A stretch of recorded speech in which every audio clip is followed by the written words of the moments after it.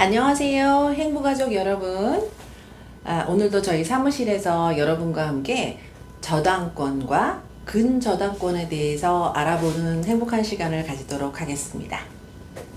부동산을 사고 파는 행위는 그 행위를 하지 않는 사람에게는 저당권, 근저당권이라는 그런 개념은 아무 상관도 없는 개념이지만, 작은 오피스텔이나 상가 하나를 사더라도 저당권이나 근저당이라는 개념을 몰라서 그 등기부등본을 보시지 못하면 아주 큰 위험에 빠지실 수도 있습니다.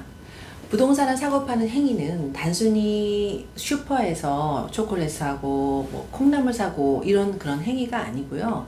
부동산이 품고 있는 땅과 건물의 자체의 실체 플러스로 그 안에 있는 권리관계를 사는 굉장히 복잡다단한 법률 행위입니다.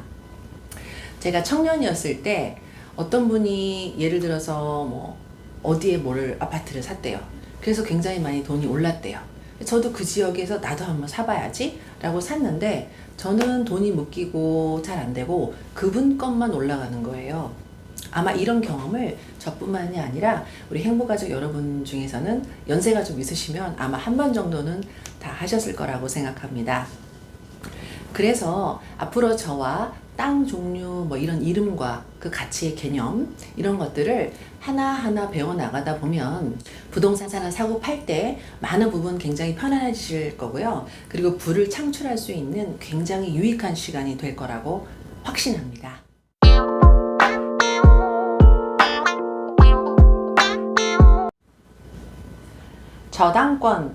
저당권은 사전이나 이런 데 보면 이렇게 나옵니다.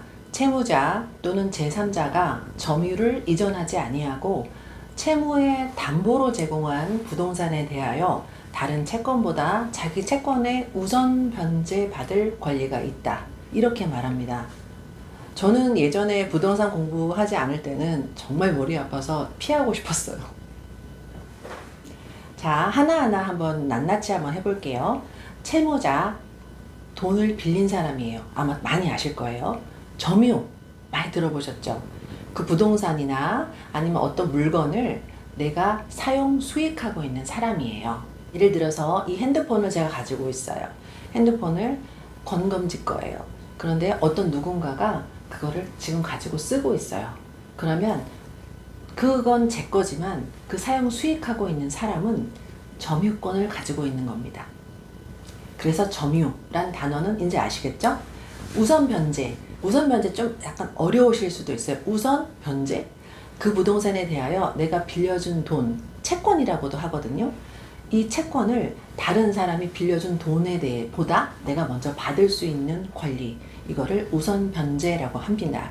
그래서 등기부등본에 나의 내가 이렇게 빌려줬다는 그 채권의 저당의 그 관계를, 저당권을 딱 설정이라고 하거든요. 저당권에다 내 이름을 딱 적어놓고 이 부동산에 이 사람한테 내가 돈 빌려줬어요 라고 사람들한테 보여주는 거를 등기부등본의 공시라고 합니다. 그렇게 공시를 해놓으면 저는 그 다음에 들어오는 다른 채권보다는 우선적으로 이 집이 팔리거나 했을 때 돈을 받을 수 있는 권리가 생깁니다. 그게 바로 우선 변제라고 합니다.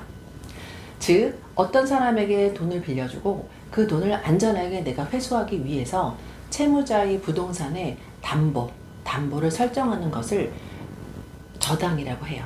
그 부동산은 채권자에게 인도되지 않아도 돼요.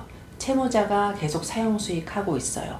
그리고 그 집을 담보로 돈을 빌리고 채무자가 집도 사용하고 있기 때문에 그 등기부등본에다가 그 채권자, 돈을 빌려준 사람은 공시해서 등기부등본에 그 자신의 권리관계를 등기부등본에 써 놓은 것을 저당권이라고 합니다.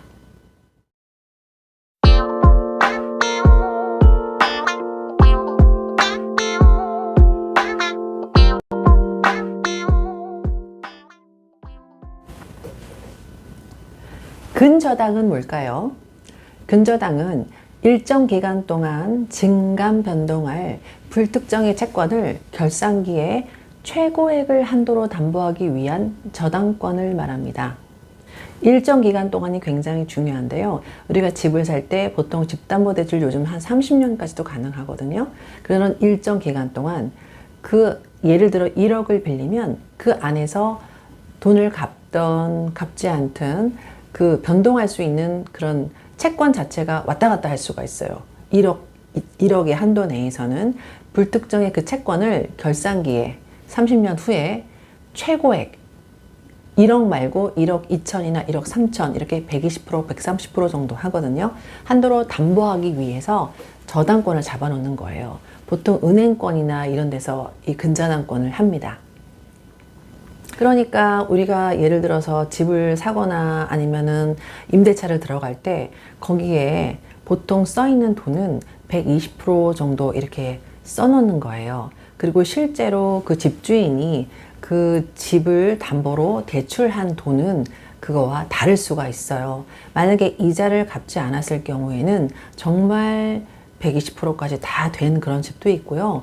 보통은 이자와 원금을 같이 갚아가는 그런 구조가 굉장히 많기 때문에 원금이 많이 갚아져 있을 가능성도 많이 있습니다. 그러면 한번 예를 들어 볼게요. 제가 임대차를 들어가는데 5천만 원짜리 임대차를 들어가요. 5천만 원짜리 전세를 들어가는데 그 집에는 1억 2천이 되어 있어요. 주인은 1억을 쓴 거예요. 그래서 그 을구에 등기부등본 갑구 을구에 딱 보니까 1억 2천만 원 이렇게 되어 있습니다. 그런데 그 집은 1억 2천 되어 있는데 1억 5천짜리 집이었어요. 시세가. 그럼 굉장히 위험하시잖아요. 5천만 원을 내가 넣으면. 그래서 주인한테 물어봤죠. 이제 사장님이 이렇게 말씀하시는 거예요. 여기 5천만 원 다 갚았어요. 그러고 말씀하시는 거예요. 아, 그랬습니까? 그러면 괜찮겠네요. 그리고 계약을 했죠. 그런데 근저당권은 뭡니까? 일정 기간 동안 30년, 10년 이 기간 동안에 1억만큼은 쓸 수 있는 권리인 거예요. 그런 거예요. 그러니까 내가 5월 1일 날 계약을 하고 6월 1일 날 들어가는데 집주인은 그때 5천만 원 이미 갚은 상태였지만 6월 1일 날 들어갈 때 그 사이에 다시 5천만 원을 다시 빌릴 수도 있습니다. 아무도 몰라요. 왜냐면 이미 공시는 1억 2천에 되어 있기 때문에.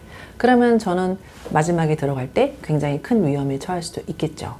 그렇기 때문에 이런 케이스 같은 경우에는 그 부동산 사장님께서 부탁을 하셔가지고 감액 등기 계약서 특이하게 하시면 되거든요. 감액 등기나 말소 등기를 기재하시고 그리고 감액 등기를 하게 되면은 며칠이 걸리거든요. 그러면 감액 등기를 은행에서 돈을 했다는 그런 감액 등기 하기 전에 확인서를 해줘요. 그 확인서를 받으시는 게 굉장히 중요합니다. 오늘은 누구나 다 많이 들어본 저당권, 근저당권에 대해서 좀 너무 장황하게 설명한 면도 없잖아 있지만 이게 굉장히 쉽지만 아주 중요한 거기 때문에 이렇게 여러 번 제가 말씀드렸고요. 이 개념만 아시면 이제 등기부등본이 좀 굉장히 쉽게 팍 열릴 거예요. 이런 식으로 하나하나 하시면 굉장히 도움이 되실 겁니다. 자, 오늘도 우리 행복한 미래와 행복한 부자로 가기 위해서 오늘 10분을 투자하셨습니다. 자, 좋은 하루 되시고 잘 경청해 주셔서 감사합니다.